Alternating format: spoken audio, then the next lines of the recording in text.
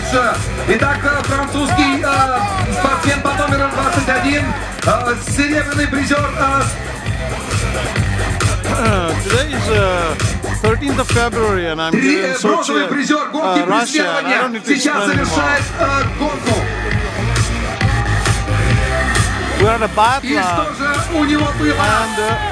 Проигрывал нет, 30 секунд and the за... Russians are ecstatic because a Russian is number 3 right now sitting and looks like he's going to win.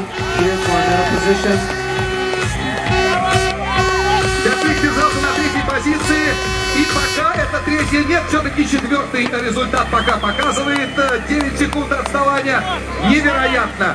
На 20-километровой дистанции первого и третьего пока текущих лидеров разделяют всего-навсего 9 секунд.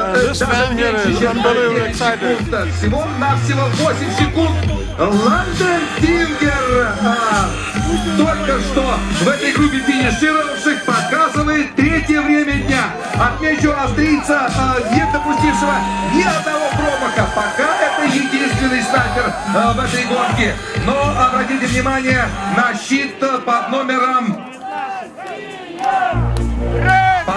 18. Эрик Лессер. Он идет быстрее Мартана Фуркада. Последние два выстрела. Последний выстрел. Чистая стрельба у германского спортсмена. И он пойдет сейчас на золотую медаль. Но для этого ему нужно отдать все, что у него есть. И может быть даже больше на завершающих 4 километрах дистанции. Итак, новый лидер Эрик Лессер. Он опережает Мартана Фуркада всего на 9,5 секунд.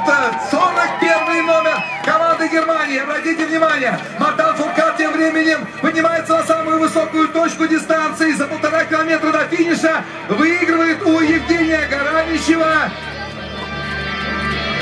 28 секунд. И, конечно же,